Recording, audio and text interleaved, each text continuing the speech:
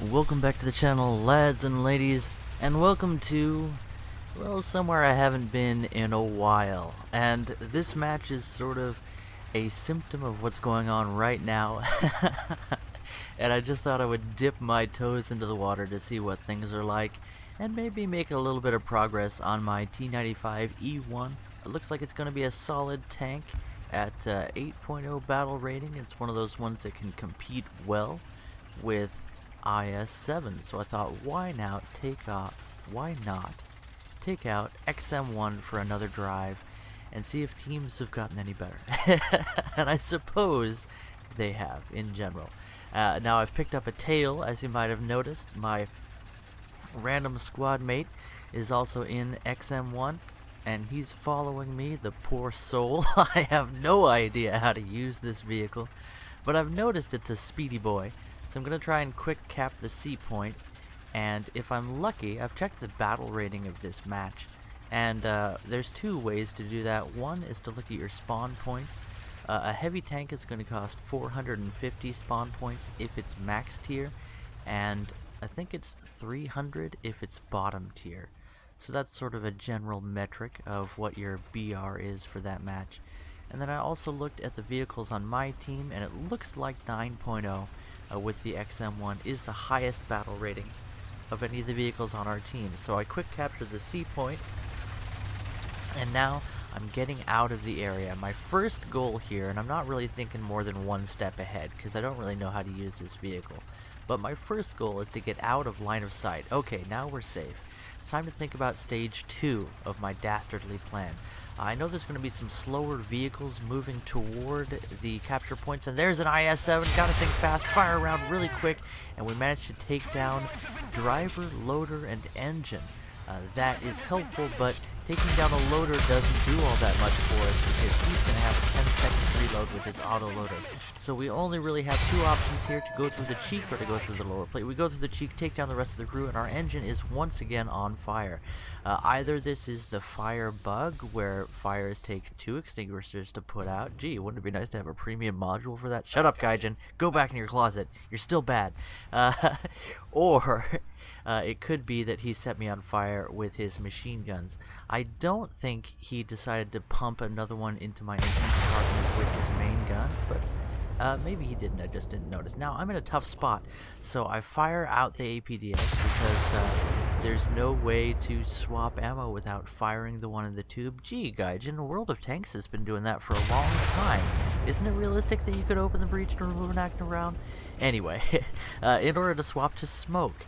So I smoke up the area so that A, I won't get shot, and B, if someone does notice where I was, they'll be cautious about entering that area, and it'll give me some time to reposition as I've done. One of the great things about being top tier in XM1 is you have top tier mobility. So if you get out of the area, it's likely that no one sees you. Oh, and we just barely missed scoping in time to get that Object 906. I'm really trash at third-person shooting, otherwise I would have gone for that shot. So now we're going to stalk him, and this is dangerous because if anyone spawns in, they're going to have a look at our booty, and that's not necessarily what you want them to have when you're in XM1. However, with this great mobility of this vehicle, we're able to relocate rather rapidly. And as I have, let's turn those markers off real quick. It gives away too much. We take down the PT, and now the IS-7 is turning quickly to face us. He manages to not take us down with that shot. Must have gone into the upper hull armor, or the possibly upper hull armor or turret armor was rather strong. We got one into his engine and gunner, taking down his mobility. Then another one with our quick reload wipes out the rest of his remaining crew. Very nice. This is How to Hunt IS-7, a tutorial by toshiothunder. M60A2 Starship is cruising around there, and he just got taken down by a potato gun. So we know there's an enemy really close to where he is. We decided to circle back on ourselves just in case that enemy was behind us, because, oh, there he is, T10M. And before we can think a second thought, we get taken down by his riposte counterattack, nicely placed into our turret ring where there is no significant amount of armor. Okay, now we get to relax and think for a bit. Checking the map, it looks like red is filtered all over this place, so we respawn in Magak. You might have noticed that I like my premiums. So with a good 400 mils of pen on the Heat FS round for this vehicle, as well as explosive reactive armor now, this is a decent contender, especially at 7.7, and in a 9.0 match against things like IS-7 and T10M, you stand a decent chance. The last thing you want to do is head on a T10M at the last second, as I did there earlier with XM1. There really wasn't a whole lot we could have done in that situation. If we'd been really quick, we could have gone for a turret cheek, but it was kind of I had just enough time to brown my britches before that APHE came in. Now we know that there are 2 enemy tanks camping the spawn on the upper portion of the map. Kind of surprising behavior because as you can see from the map, their position is revealed. So we're going to try and flank them and take them down. We got some bushes and then some hard cover here, so this is a comfortable position for Magak, but I'm very well aware that the enemy is going to be filtering in from those cap point areas toward our spawn points because they only have one place to go, and that's to camp spawn. So we've taken down an IS-7. That's what, our 3rd IS-7 we've killed in this match? And we pop smoke. We've taken a hit from Object 906, and he's just pumping them into us at this point, and there's really nothing we can do. We got our goal. We took down one of those spawn camping ISs, and you take one down and another one takes his place. You can see there's 2 of these Russian heavies just camping spawn on the northern point. So you know what? I think it's time we go welcome them to the neighborhood. Deliver a souffle perhaps, or a plate of brownies. What is a better vehicle to take down spawn camping hordes than T114? Look at this adorable little baby toaster. So we've got 4 shots here. 1. Okay, that wasn't so well aimed. Took down his track. Second one goes into the ammo, taking him out.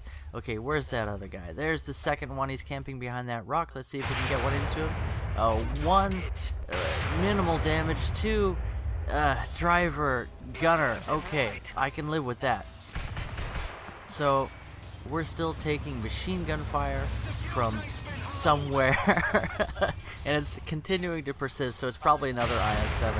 That makes 5 IS-7s that were camping this spawn, and we did not stop to aim there and we paid the price. So how many? We've got 5 kills, 3 of whom were IS-7s.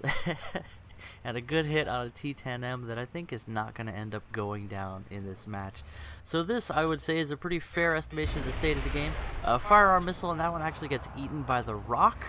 So thanks, Dwayne. I didn't know your influence extended into empty space.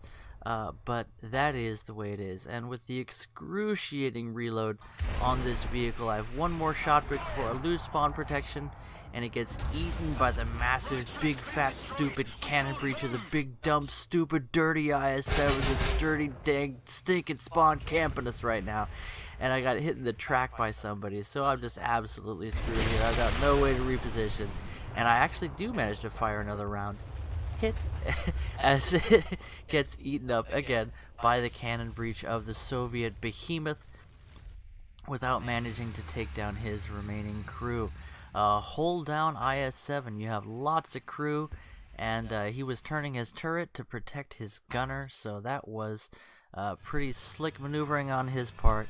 And at this point, all we have left is the FJ-4B or the M163 anti-aircrafter. So I know that I'm not going to be killing any tanks. It's rather difficult to kill IS-7 with the M163. I think they did fix its turret ring bug where its turret ring armor just didn't exist.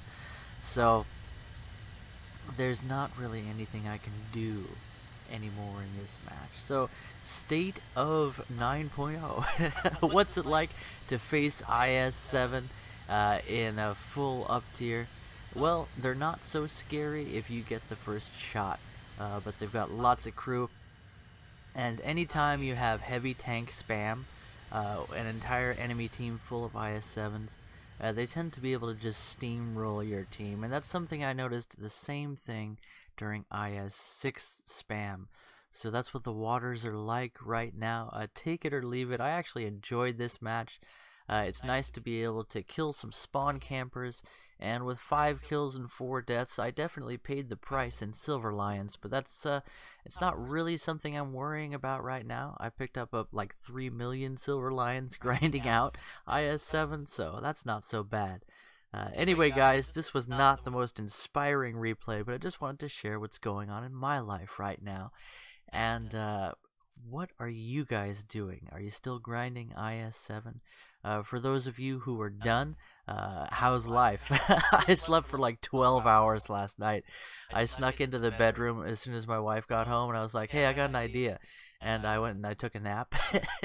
And then I just napped all the way through to bedtime and just slept all night. I was exhausted.